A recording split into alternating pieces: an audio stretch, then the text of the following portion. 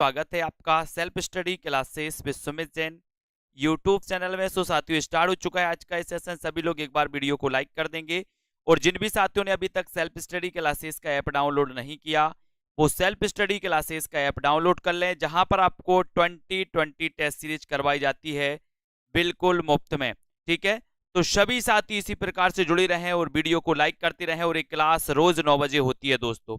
आज कुछ अपनी 1000 प्रश्नों की सीरीज से अपन लेकर के आए हैं दोस्तों।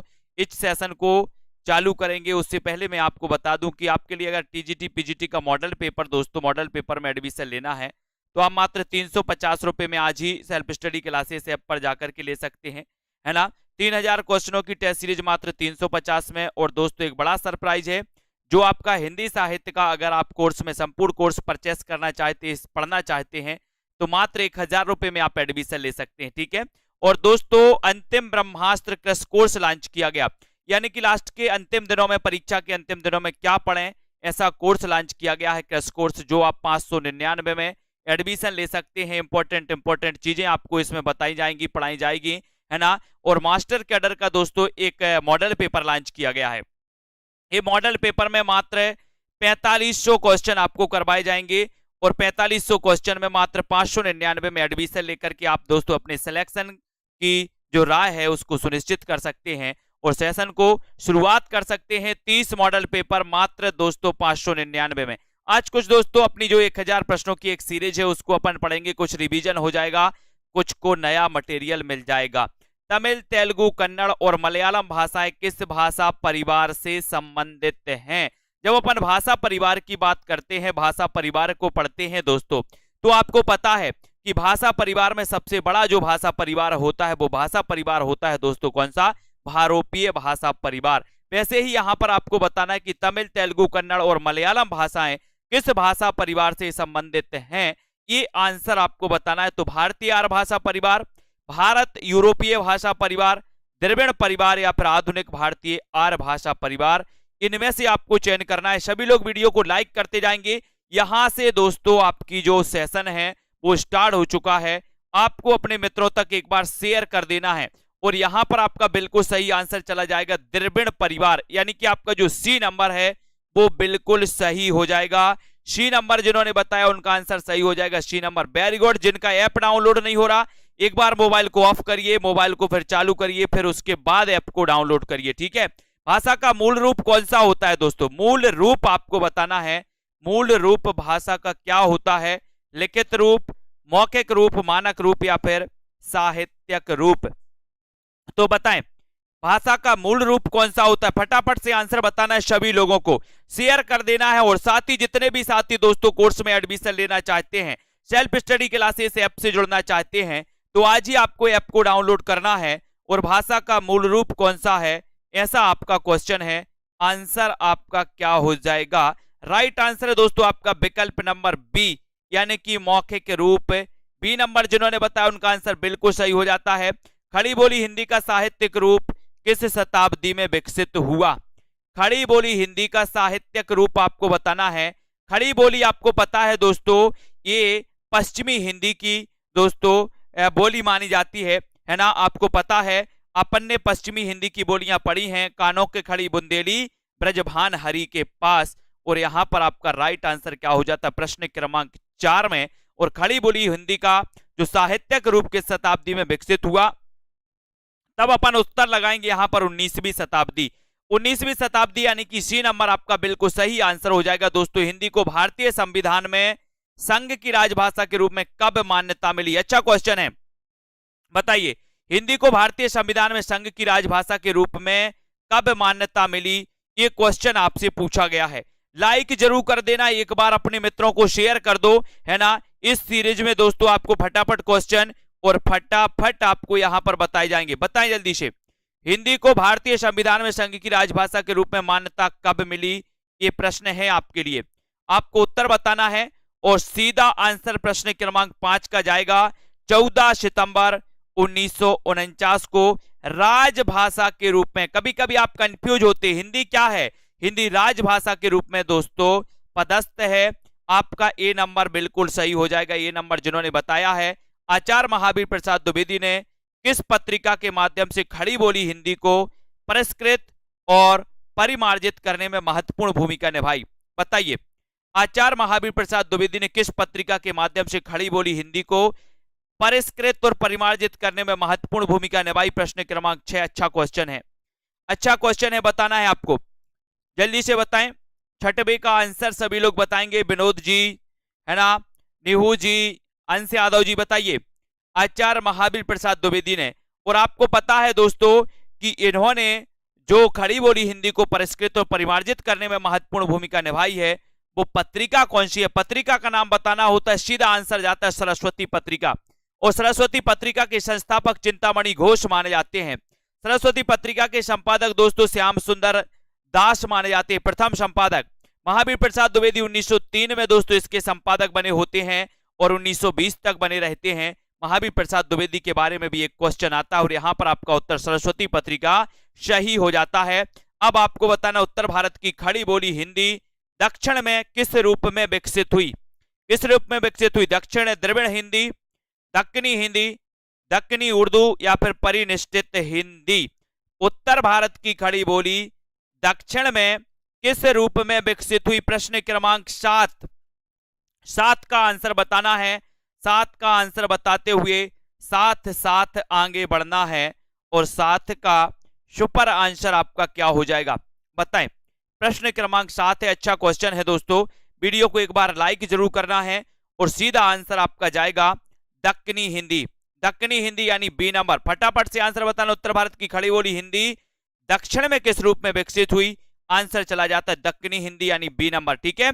मध्यकाल में राजकाज की भाषा के रूप में किस भाषा को मान्यता मिली? मध्यकाल में, मध्यकाल में प्रश्न क्रमांक 8 का आंसर है दोस्तों, राजकाज की भाषा के रूप में किस भाषा को मान्यता दोस्तों मिली थी?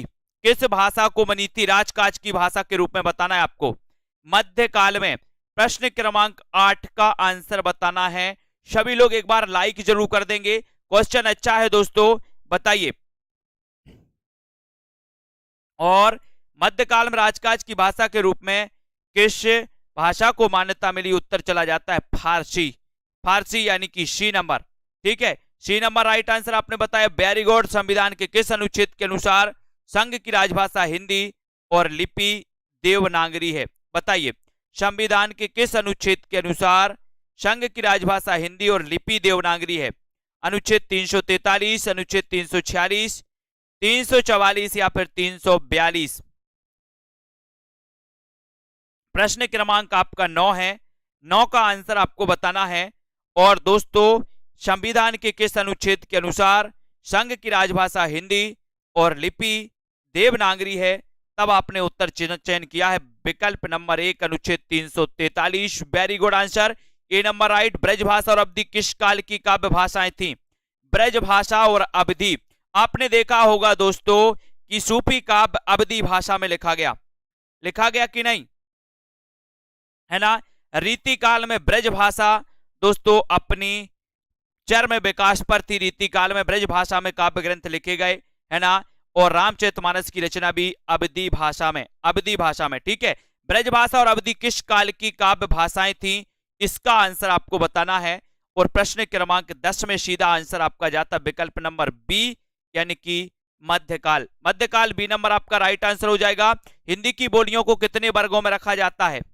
हिंदी की बोलियों को कितने वर्गों में रखा जाता है? 3, 4, 5 या फिर 8? हिंदी की बोलियों को कितने वर्गों में रखा जाता है? 11 नंबर का क्वेश्चन है, कितने वर्गों में रखा जाता है? 11 में बताना है। विश्वास मलिक जी बताइए आंसर, हिंदी की बोलियों को कितने वर्गों में रखा जाता है? राइट आंसर चला जाता है कौन सा जाता है? जल्दी से आपको चयन करना है और आंसर है 5 यानी कि सी नंबर राइट है। बुंदेली और कन्नौजी बोली हिंदी के किस उपभाषा वर्ग की बोलियां हैं? बुंदेली और कन्नौजी बताना है, फास्ट बताना है। और बुंदेली और कन्नौजी बोली हिंदी के किस उपभाषा वर्ग की बोलियां हैं? पूर्वी हिंदी, पश्चिमी हिंदी, राजस्थानी या फिर पहाड़ी हिंदी? यानी कि प्रश्न क्रमांक 12 और 12 का आपको राइट आंसर चयन करना है। बुंदेली और कन्नौजी बोली हिंदी के किस उपभाषा वर्ग की बोली हैं? तो सभी लोगों को पता है, कानों के खड़ी बुंदेली, ब्रजभान हरि के पास। तो दोस्तों कानों से कन्नौजी, है ना, खड़ी से खड़ी बोली, बुंदेली से बुंदेली, ब्रज से ब्रज, हरि से हरियाणवी, और बुंदेली और कन्नौजी पश्चिमी हिंदी की बोलियां हैं, यानी कि उत्तर बी नंबर बिल्कुल सही। आधुनिक भारतीय आर्य भाषाओं का विकास किससे हुआ है? आधुनिक भारतीय आर्य भाषाओं का विकास किससे हुआ है? प्रश्न क्रमांक 13। आधुनिक भारतीय जो आर्य भाषाएं हैं इनका विकास किससे हुआ है? सीधा आंसर आपको चयन करना है, संस्कृत, हिंदी, अपभ्रंश या फिर पाली प्राकृत से। किससे हुआ आधुनिक भारतीय आर्य भाषाओं का विकास? और सभी लोगों का आंसर चला जाता है अपभ्रंश से। किससे हुआ है? अपभ्रंश से, यानी कि आपका जो सी नंबर है वो सी नंबर बिल्कुल सही है। सी नंबर, आधुनिक भारतीय आर्य भाषाओं का विकास हुआ है दोस्तों अपभ्रंश से। ठीक है, सेल्फ स्टडी क्लासेस ऐप को डाउनलोड कर ले, जहां पर आपको दोस्तों बहुत सारी प्रैक्टिस करवाई जाती है ना। भोजपुरी मूलतः किस प्रदेश की बोली है? भोजपुरी मूलतः किस प्रदेश की बोली है? बताएं, राजस्थान, बिहार, मध्य प्रदेश या फिर उत्तर प्रदेश? भोजपुरी पूछा गया, 14 का आंसर आपसे पूछा गया। नॉर्मल क्वेश्चन है, अच्छा क्वेश्चन है, और आंसर है भोजपुरी, है ना। मगही और मैथिली ये बिहारी हिंदी से संबंधित हैं, और आंसर यहां पर आपका राइट चला जाएगा बिहार। भोजपुरी मूलतः किस प्रदेश की बोली है? तो उत्तर होगा बिहार की। बिहार यानी B number, B number right answer. मानक हिंदी का विकास किस बोली से हुआ?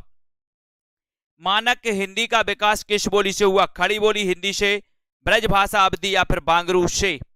मानक हिंदी का विकास किस बोली से हुआ? इसका आंसर आपको चयन करना है। प्रश्न क्रमांक आपका 15 है। 15 का आंसर मानक हिंदी का विकास, मानक हिंदी का विकास बताना है दोस्तों, है ना। मानक हिंदी यानी कि साहित्यिक पुस्तकों की भाषा, है ना, और मानक हिंदी का विकास हुआ है तो वो किस बोली से हुआ है, ये आंसर आपको बताना है। प्रतिमा जी बताइए, ओमदेव जी, आंसर चला जाता है आपका खड़ी बोली हिंदी, यानी एक नंबर आपका बिल्कुल सही है, ए नंबर आपका सही हो जाएगा। भाषा के संदर्भ में अशुद्ध तत्व कौन सा है?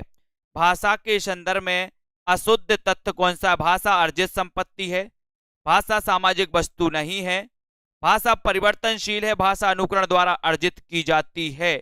तो भाषा के संदर्भ में अशुद्ध तत्व कौन सा है? अशुद्ध तत्व बताना है आपका कौन सा है? भाषा अर्जित संपत्ति है या प्रश्न क्रमांक आपका 16 है। 16 का आंसर बताना है। भाषा के संदर्भ में अशुद्ध तत्व कौन सा है? और भाषा अर्जित संपत्ति ये तो सभी को पता है ना। भाषा परिवर्तनशील होती है भी आपको पता है, भाषा अनुकरण द्वारा अर्जित की जाती है ये भी पता है, लेकिन भाषा सामाजिक वस्तु है, ये आपका क्या है दोस्तों? अशुद्ध तथ्य है ना, यानी कि बी नंबर आपका यहां पर राइट आंसर हो जाएगा। लिपि के विकास क्रम में पहली लिपि कौन सी है? लिपि के विकास क्रम में पहली लिपि आपको बताना है। भाव मूलक लिपि, सूत्र लिपि, चित्रलिपि या फिर प्रतीकात्मक लिपि, यानी कि प्रश्न क्रमांक 17 का आंसर बताना है। और लिपि के विकास क्रम में पहली जो लिपि मानी जाती है दोस्तों, वो लिपि कौन सी है? वो लिपि है चित्रलिपि। कौन सी है? चित्रलिपि, यानी कि 17 का आंसर आपने सही लगाया है। कौन सा? सी नंबर, है ना। लिपि के विकास क्रम में पहली लिपि है दोस्तों चित्रलिपि, चित्रलिपि यानी सी नंबर। ठीक है, C number right answer. Maithil Kokil किसे कहा जाता है? अच्छा क्वेश्चन है, प्रश्न क्रमांक 18 में क्वेश्चन आपके एग्जाम में भी मिलेगा। मैथिल कोकिल किसे कहा जाता है? विद्यापति, बिहारी, है ना, कलेक्टर से केसरी या फिर घनानंद को? मैथिल कोकिल किसे आपने सुना है? मिठा मिठा बोल थारो काय बिगड़े, सुना है ना। तो यहां पर आपका राइट आंसर हो जाएगा विद्यापति। मैथिल कोकिल यानी कि आपका जो एक नंबर है वो आंसर विद्यापति बिल्कुल सही हो जाएगा। कृष्ण काव्य की अपार संपदा किस भाषा में है दोस्तों? अपार संपदा बताना है। प्रश्न क्रमांक 19, अपार संपदा किस भाषा में है? कृष्ण काव्य की बताना है। और कृष्ण काव्य को अपन ने पढ़ा है दोस्तों, और कृष्ण काव्य के जो प्रतिनिधि कवि माने जाते हैं वो माने जाते कौन? सूरदास, है ना। और दोस्तों जो कृष्ण काव्य की अपार संपदा है ये आपका होगा ब्रज भाषा। ब्रज भाषा यानी कि आपका जो एक नंबर है वो एक नंबर बिल्कुल सही है, ए नंबर सही है। ब्रज भाषा खड़ी बोली, हरियाणवी, बुंदेली और कन्नौजी ये बोलियां हिंदी की बोलियों के किस वर्ग की हैं दोस्तों? ये किस वर्ग की हैं? पूर्वी हिंदी, पश्चिमी हिंदी, राजस्थानी। सभी को पता है, फटाफट से आंसर लगाएंगे तो अच्छा लगेगा। सभी लोग बताएं आंसर क्या हो जाएगा, पूर्वी हिंदी, पश्चिमी हिंदी, राजस्थानी या फिर पहाड़ी। और सीधा आंसर जाएगा कि ब्रजभाषा, खड़ी बोली, हरियाणवी, बुंदेली और कन्नौजी जो बोलियां हैं ये दोस्तों पश्चिमी हिंदी से संबंधित हैं। यानी कि आपका जो बी नंबर है वो बी नंबर बिल्कुल सही, पश्चिमी हिंदी है ना। मुगल काल में हिंदी भाषा पर प्रभाव डालने वाली जो भाषा है वो कौन सी है, मुगल काल में हिंदी भाषा पर प्रभाव डालने वाली भाषा कौन सी मानी जाती है दोस्तों, फारसी, अंग्रेजी, चीनी या फिर जापानी। यानी कि 21 का आंसर हिंदी भाषा पर प्रभाव डालने वाली भाषा कौन सी है, ये क्वेश्चन आपसे पूछा गया और आपका सीधा आंसर यहां पर जा रहा है, क्या जा रहा है। वीडियो को लाइक जरूर करें, सेल्फ स्टडी क्लासेस ऐप को डाउनलोड कर लें दोस्तों, है ना। इस एग्जाम के लिए, टीजीटी एग्जाम के लिए, पीजीटी, सुपर टेट एग्जाम के लिए, एलटी ग्रेड और दोस्तों पंजाब मास्टर कैडर, जितने हमारे साथी हैं आगे आने वाले एग्जामों के लिए बम्पर ट्रिक के साथ आपको पढ़ाया जाएगा। हिंदी भाषा पर प्रभाव डालने वाली भाषा कौन सी है, तो उत्तर चला जाएगा ए नंबर यानी कि फारसी। फारसी आपका राइट है। इन लिपियों में से कौन सी लिपि पहले उर्दू लिपि की भांति दाएं से बाएं लिखी जाती थी, पहले उर्दू लिपि की भांति दाएं से बाएं, यानी कि दोस्तों दाएं से बाएं, दाएं से बाएं इस साइड को लिखी जाती थी, ऐसे ऐसे ऐसे चलती थी ऐसे, ठीक है। तो बताइए कौन सी लिपि है, प्रश्न क्रमांक 22 में बताना है और 22 का आंसर आपका सही हो। ये क्वेश्चन कई बार आया है कि कौन सी लिपि दाएं से बाएं लिखी जाती थी और सीधा आंसर आपका है खरोष्टी लिपि, यानी कि आपका राइट आंसर बी नंबर जिन्होंने बताया उनका आंसर बिल्कुल सही है। नेक्स्ट, देवनागरी लिपि में हिंदी के अतिरिक्त और कौन सी भाषा लिखी जाती है, देवनागरी लिपि में, है ना। बहुत अच्छा क्वेश्चन है दोस्तों, ये क्वेश्चन आपके एग्जाम में आ सकता है। प्रश्न क्रमांक 23 है, देवनागरी लिपि में हिंदी के अतिरिक्त कौन सी भाषा लिखी जाती है।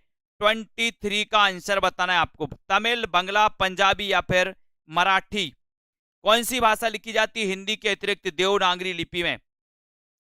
लाइक जरूर कर दें, एक बार वीडियो को शेयर कर दें। और देवनागरी लिपि में जो लिखी जाती है दोस्तों वो लिखी जाती है कौन सी, मराठी। मराठी किस लिपि में लिखी जाती है, तो देवनागरी आपका बिल्कुल सही हो जाएगा। मेवाती और हाड़ौती बोलियां हिंदी में किस वर्ग की बोलियां दोस्तों, मेवाती और हाड़ौती, बताइए।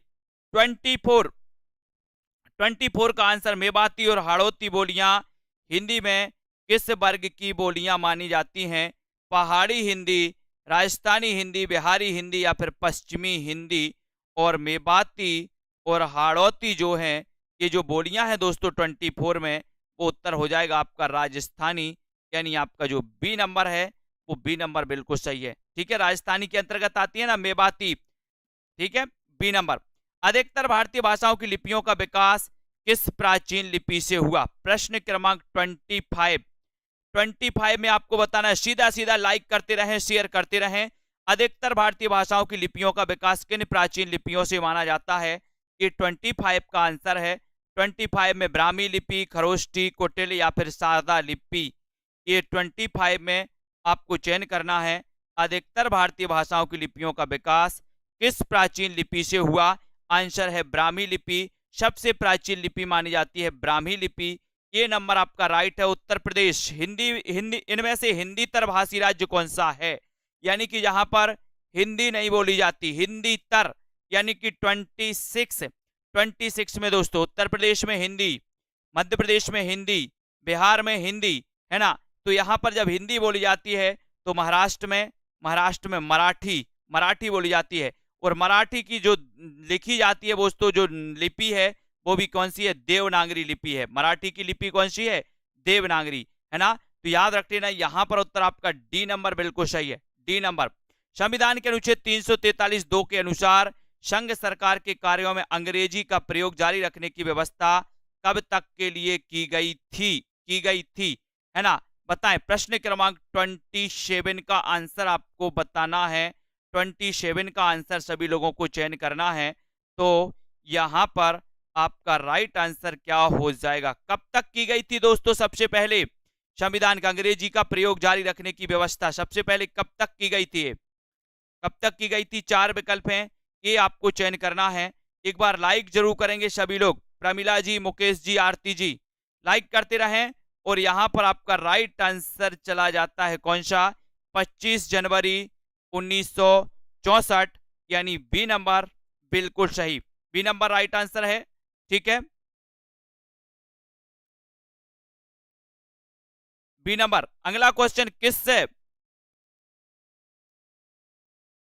हिंदी में किस भाषा के अर्थ में पहले साधु भाषा, टकसाली भाषा तथा परिनिष्ठित भाषा का प्रयोग होता था, बताएं। ये बताना हिंदी में किस भाषा के अर्थ में पहले साधु भाषा, है ना, फिर टकसाली भाषा, या फिर दोस्तों फिर परिनिष्ठित भाषा का प्रयोग होता था। ब्रज भाषा, खड़ी बोली हिंदी, मानक भाषा या फिर जन भाषा। 28 का आंसर बताना है और आपका उत्तर हो जाएगा साधु भाषा, टकसाली भाषा तथा परिनिष्ठित भाषा का जो प्रयोग होता था वो मानक भाषा के रूप में, है ना, का प्रयोग होता था दोस्तों। सी नंबर आपका बिल्कुल सही है ना। काव्य पंक्तियां किस कवि की हैं, बताइए। जामे रस कछु होत है, पढ़त ताहि सब कोय, और बात अनूठी चाहिए भाषा कोऊ होए, भाषा कोऊ होए। प्रश्न क्रमांक आपका दोस्तों यहां पर 29 है। 29 में आपको चयन करना है। उत्तर आपका क्या हो जाएगा, जामे रस कछु होत है, पढ़त ताहि सब कोय, और बात अनूठी चाहिए भाषा कोऊ होए। ये पंक्तियां आपको चयन करनी है। ये जो पंक्तियां हैं ये पंक्तियां किसकी हैं। राइट आंसर आपका क्या हो जाएगा, राइट आंसर हो जाएगा दोस्तों आपका भारतेंदु हरिश्चंद्र, जन्म 1850। ठीक है, ये नंबर आपका राइट आंसर है जिन्होंने भी चयन किया है। हिंदी खड़ी बोली गद्य के विकास में किस साहित्यकार ने महत्वपूर्ण भूमिका निभाई। हिंदी खड़ी बोली गद्य के विकास में किस साहित्यकार ने महत्वपूर्ण भूमिका निभाई। सदल मिश्र ने, मिश्र बंधु ने, ग्रियर्सन या फिर अमीर खुसरो ने। यानी कि 30 का आंसर आपको चयन करना है और 30 में आपका सही आंसर क्या हो जाता है, बताइए जसवंत सिंह जी। सभी को चयन करना है, लाइक जरूर कर दें। एक बार सेल्फ स्टडी क्लासेस ऐप से जुड़ जाएं, ऐप को डाउनलोड कर लें। और हिंदी खड़ी बोली के बारे में आपको बताना है कि गद्य के विकास में, हिंदी खड़ी बोली गद्य के विकास में किस साहित्यकार ने महत्वपूर्ण भूमिका निभाई है। यानी कि आपका बिल्कुल सही आंसर हो जाएगा सदल मिश्र, सदल मिश्र ने निभाई। यानी कि दोस्तों ए नंबर आपका बिल्कुल सही है। पाणिनि ने किस ग्रंथ के द्वारा भाषा को एक रूपता देने का प्रयास किया। पाणिनि, पाणिनि का ग्रंथ कौन सा है, पाणिनि, अपन ने पढ़ा है ना पाणिनि, और कई बार आपने देखा भी है दोस्तों, है ना। आपको पता है कि हिंदी का पाणिनि किसे कहा जाता है। हिंदी का पाणिनि किशोरी, है ना, किशोरी लाल, किशोरीदास वाजपेयी। ठीक है, किशोरीदास वाजपेयी। और हिंदी व्याकरण का पाणिनि, हिंदी व्याकरण का पाणिनि कामता प्रसाद गुरु। ये दोनों क्वेश्चन इंपॉर्टेंट हैं। हिंदी व्याकरण का पाणिनि कामता प्रसाद, हिंदी का पाणिनि किशोरीदास वाजपेयी, है ना। और ये पाणिनि की दोस्तों अष्टाध्यायी, यानी कि एक नंबर आपका सही हो जाता है यहाँ पर, ये नंबर बिल्कुल सही है। पुरानी हिंदी को किस भाषा का समानार्थक माना गया। पुरानी हिंदी को, पुरानी हिंदी यानी कि 32 आपको बताना है। और आपको पता है अपभ्रंश को पुरानी हिंदी कहा है दोस्तों, अपभ्रंश को पुरानी हिंदी किसने कहा, अपभ्रंश को पुरानी हिंदी गुलेरी जी ने कहा, गुलेरी जी ने, है ना। तो आपको पता है कि पुरानी हिंदी को किस भाषा का समानार्थक माना गया, तो वो माना गया अपभ्रंश के, यानी बी नंबर आपका सही है। ठीक है, और अपभ्रंश को पुरानी हिंदी किसने कहा, गुलेरी जी ने। साहित्यिक अपभ्रंश को पुरानी हिंदी किसने कहा, रामचंद्र शुक्ल ने। ठीक है, ये दोनों ही क्वेश्चन इंपॉर्टेंट है। पश्चिमी हिंदी का उद्भव किस अपभ्रंश से हुआ। पश्चिमी हिंदी का उद्भव किस अपभ्रंश से हुआ, सौरसेनी अपभ्रंश, है ना, या फिर दोस्तों मागधी, अर्धमागधी या फिर पैसाची। बताइए पश्चिमी हिंदी का उद्भव किस अपभ्रंश से हुआ है। इसका आंसर आपको चयन करना है, सौरसेनी, मागधी, अर्धमागधी या फिर पैसाची से। पश्चिमी हिंदी का उद्भव किस अपभ्रंश से हुआ है। सभी लोग एक बार लाइक जरूर कर देंगे दोस्तों। यहां पर सभी लोगों को पता है सौरसेनी अपभ्रंश से, यानी एक नंबर आपका राइट आंसर चला जाता है। एक नंबर आपका पश्चिमी हिंदी का उद्भव हुआ है सौरसेनी अपभ्रंश। ये नंबर राइट्स। पूर्वी हिंदी की बोलियां अपभ्रंश के किस रूप से विकसित हुई। पूर्वी हिंदी, पूर्वी हिंदी पढ़ते हैं ना दोस्तों अपन, आ बा छत्तीसगढ़ी, छत्तीसगढ़ी, या अपन पढ़ते हैं ए बी और सी, अवधी, बघेली, छत्तीसगढ़ी, एबीसी, एबीसी है ना, ये एबीसी पूर्वी हिंदी के अंतर्गत आती हैं। अब पूर्वी हिंदी की बोलियां भ्रंश के किस रूप से विकसित हुई, ये भी अपन को बताना है। 34 का आंसर आपको चयन करना है, और 34 का आपका उत्तर हो जाएगा अर्धमागधी, अर्धमागधी है ना, ये आपका बी नंबर सही है, एबीसी आपका राइट आंसर, वेरी गुड। भाषा विज्ञान के किस खंड में पद से वाक्य बनाने की प्रक्रिया का वर्णनात्मक, तुलनात्मक तथा ऐतिहासिक दृष्टि से अध्ययन होता है? तो किसमें होता है भैया? 35 का आंसर आपको चयन करना है। 35 का सभी लोग आंसर बताएंगे, और 35 में भाषा विज्ञान के इस खंड में पद से वाक्य बनाने की प्रक्रिया का वर्णनात्मक, तुलनात्मक तथा ऐतिहासिक दृष्टि से अध्ययन होता है, ये आपका क्वेश्चन है। यहां पर इसका आंसर आपको चयन करना है 35 में, और 35 में आपका उत्तर चला जाता है वाक्य विज्ञान। आपने दोस्तों भाषा विज्ञान पढ़ा होगा। भाषा विज्ञान को अपन ने दोस्तों क्या ध्वनि विज्ञान, स्वनिम है ना, पद विज्ञान या शब्द विज्ञान, वाक्य विज्ञान, अर्थ विज्ञान, ये आपने पढ़े होंगे। ठीक है, ये आपने पढ़े होंगे। अर्थ विज्ञान के अंतर्गत दोस्तों आपने शब्द शक्तियां भी पढ़ी होंगी, है ना। तो यहां पर आपका सी नंबर बिल्कुल सही है। पाली प्राकृत भाषाएं किससे विकसित हुई? पाली और प्राकृत भाषाएं ये किससे विकसित हुई दोस्तों? लौकिक संस्कृत, पुरानी हिंदी, स्वरसेनी या फिर वैदिक संस्कृत से? यानी कि प्रश्न क्रमांक 36 का आंसर बताना है। पाली प्राकृत ये किससे विकसित हुई हैं?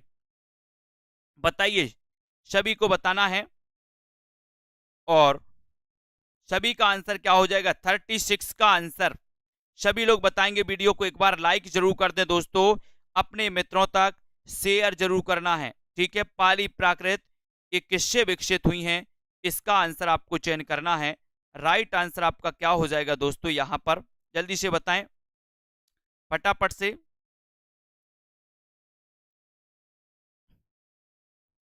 और सभी लोगों ने वीडियो को अगर लाइक नहीं किया है तो वीडियो को लाइक जरूर करें। यहां पर आपका उत्तर चला जाएगा लौकिक संस्कृत, यानी कि 1 नंबर आपका बिल्कुल सही हो जाएगा। ये जिन्होंने बताया है उनका आंसर राइट है। भाषा के संदर्भ में महात्मा गांधी ने किसका समर्थन किया? भाषा के संदर्भ में बताना है, महात्मा गांधी ने किसका समर्थन किया, ये आंसर बताएं। सभी लोग लाइक करते जाएं, वीडियो को शेयर करना है अपने मित्रों तक। इसी प्रकार से आपको बने रहना है दोस्तों, लाइक शेयर करते रहें। भाषा के संदर्भ में महात्मा गांधी ने किसका समर्थन किया? हिंदी, हिंदुस्तानी, हिंदुई या फिर उर्दू, किसका समर्थन किया? भाषा के संदर्भ में आपको बताना है। भाषा के संदर्भ में सभी लोग बताएंगे।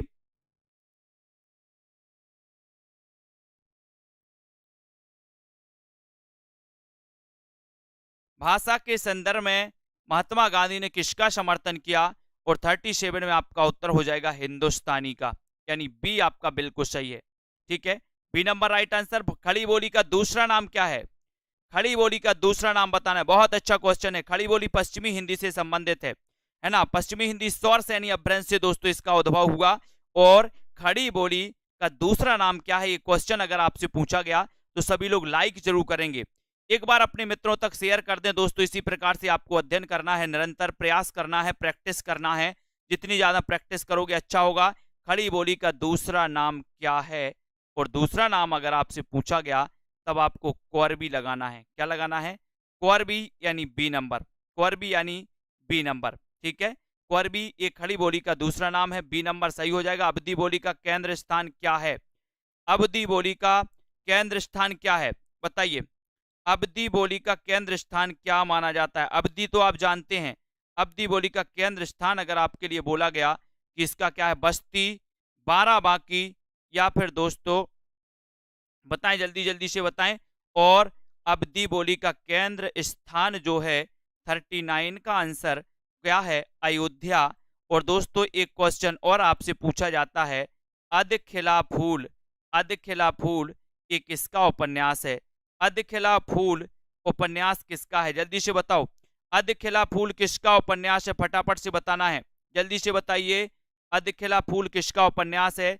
खड़ी बोली का प्रयोग साहित्यिक खड़ी हिंदी खड़ी बोली के अर्थ के अतिरिक्त किस अर्थ में होता है दोस्तों? खड़ी बोली का प्रयोग साहित्यिक हिंदी खड़ी बोली के अर्थ के अतिरिक्त किस अर्थ में होता है? इसका आंसर आपसे पूछा गया है, तो जल्दी से आपको कमेंट में लिखना है। शुद्ध के अर्थ में, दिल्ली मेरठ के आसपास की बोली के अर्थ में, है ना, या फिर दोस्तों आपको बताना है किसके अर्थ में होता है? जल्दी से बताएं किसके अर्थ में होता है? लोक साहित्य की भाषा के अर्थ में, लोक गीतों की भाषा के अर्थ में, किसके अर्थ में होता है खड़ी बोली का प्रयोग? यानी कि 40, इसको कौर भी कहा जाता है, पश्चिमी हिंदी से दोस्तों इसका उद्भव हुआ, है ना। और यहां पर खड़ी बोली याद रख लेना, और 40 का आंसर आपका सीधा जाएगा दिल्ली मेरठ के आसपास की लोक बोली के अर्थ में, यानी आपका बी नंबर बिल्कुल सही। अपभ्रंश को पुरानी हिंदी कहने वाले प्रथम लेखक कौन थे? अपभ्रंश को पुरानी हिंदी किसने कहा? ये क्वेश्चन कई बार आया है दोस्तों, कई बार आया है, तो आपको पता होनी चाहिए। वीडियो को एक बार लाइक कर दें, अपने मित्रों तक शेयर भी आपको करना है। खड़ी बोली को दोस्तों, अपभ्रंश को पुरानी हिंदी कहने वाले जो विद्वान कौन है? 41 सेल्फ स्टडी क्लासेस ऐप से अभी तक कौन कौन नहीं जुड़े हैं?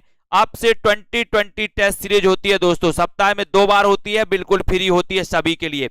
ऐप में जाकर के आप टेस्ट लगा सकते हैं बिल्कुल फ्री। अपभ्रंश को पुरानी हिंदी कहने वाले जो प्रथम लेखक हैं वो कौन है? उत्तर है चंद्रधर शर्मा गुलेरी। गुलेरी के बारे में आपको पता है दोस्तों, गोली जी को याद रख लेना। उसने कहा था 1915 की इनकी एक दोस्तों कहानी है, उसने कहा था कि 15 गोली मारो, 15 गोली मारो, है ना। तो चंद्रधर शर्मा गुलेरी की 3 कहानियां, बुद्धू का कांटा, सुखमय जीवन और उसने कहा था फ्लैशबैक शैली में लिखी गई, है ना। और दोस्तों एक क्वेश्चन आता है कि ऐसा कौन सा कहानीकार है जो मात्र 3 कहानियां लिखकर हिंदी साहित्य में प्रसिद्धि पा गया, अमर हो गया? तो वो कहानीकार गुलेरी जी हैं, चंद्रधर शर्मा गुलेरी जी हैं, है ना। अपभ्रंश के प्रथम महाकवि कौन थे? अपभ्रंश के प्रथम महाकवि आपको चयन करना है। 42 का आंसर आपको बताना है। लाइक जरूर करिएगा अपने मित्रों तक दोस्तों, शेयर करते रहिए इस सेशन को। और यहां पर आपको क्या करना है? सेल्फ स्टडी क्लासेस ऐप से जुड़ जाना है, जहां पर आपके लिए बहुत बम्पर कोर्स लॉन्च किए गए हैं।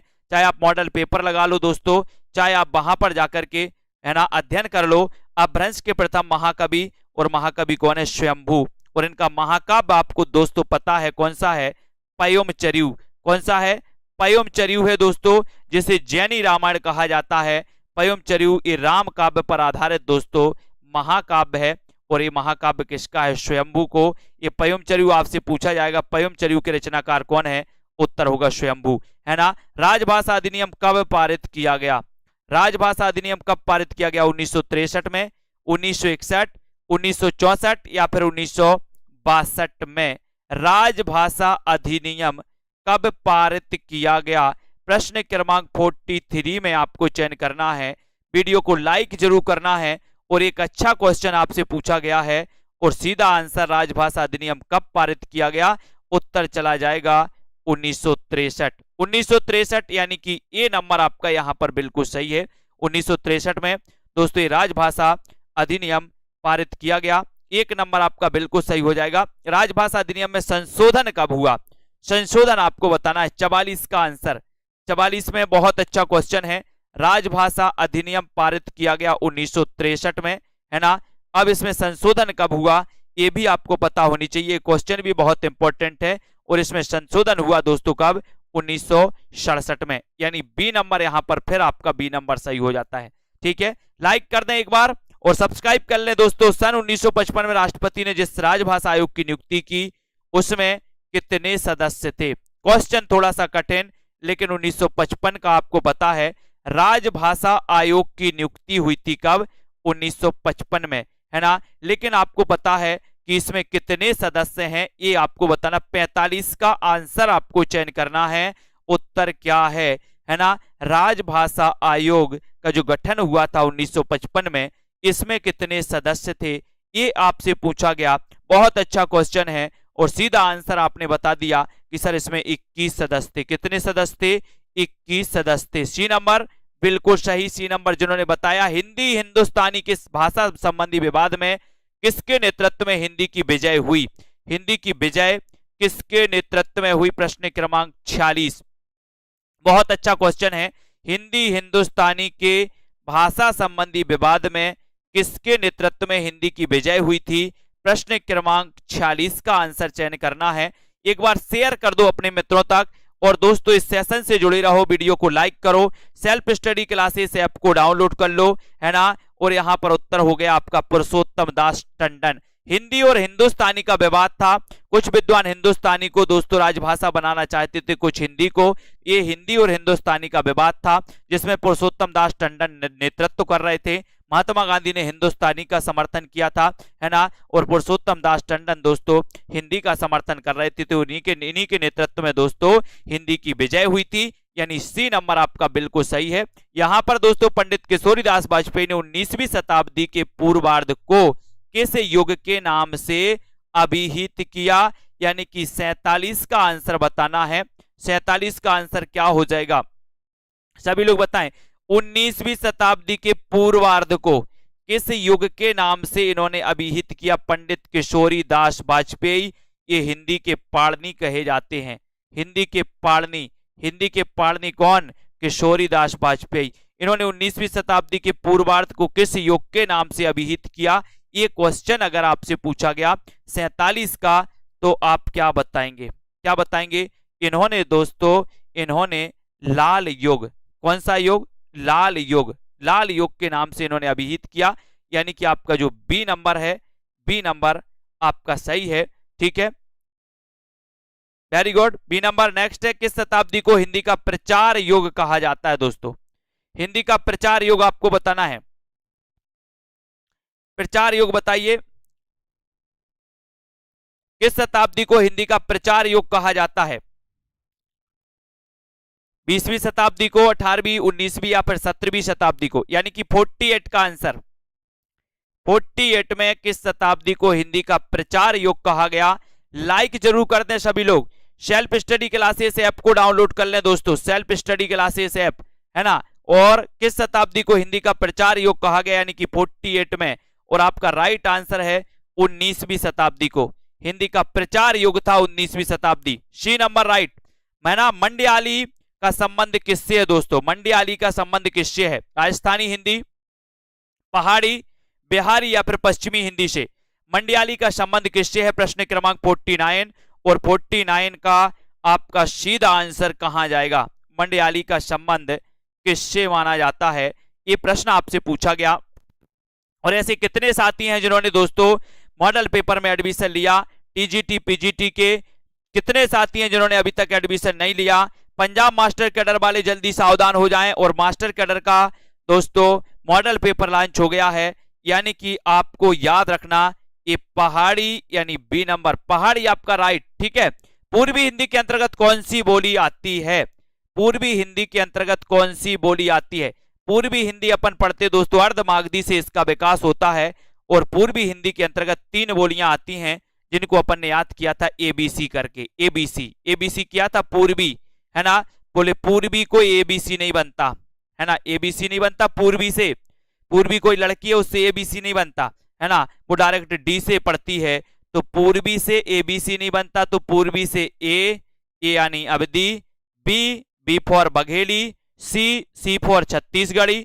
तो A for Awadhi, B for Bagheli, C for Chhattisgarhi, ये पूर्वी हिंदी की है। और दोस्तों यहां पर आपका डी नंबर बिल्कुल सही हो जाएगा। ठीक है, वीडियो को लाइक करें, शेयर कर दें अपने मित्रों तक।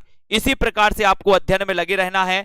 और ये अंतिम क्रैश कोर्स पीजीटी टीजीटी का लॉन्च किया गया, यानी कि लास्ट के दिनों में आपको क्या पढ़ना चाहिए, ऐसा कोर्स बनाया गया है मात्र 599 में। लास्ट के 15 दिनों में पीजीटी में आप बहुत अच्छा अध्ययन कर सकते हैं, पीजीटी में बहुत अच्छा नंबर ला सकते हैं दोस्तों।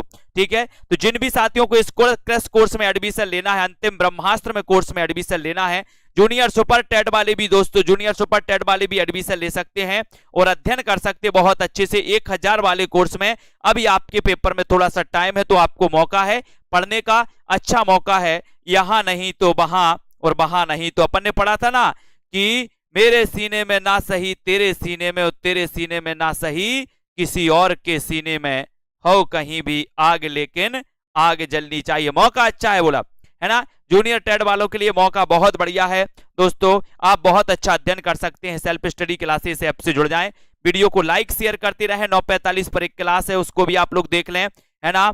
नोमेश जी, संध्या जी, 10 बजे एग्जाम पार में क्लास होती है, उसको भी देखें। सेल्फ स्टडी क्लासेस ऐप को जुड़ जाएं, है ना, जहां पर आपके लिए 2020 टेस्ट सीरीज करवाई जाती है।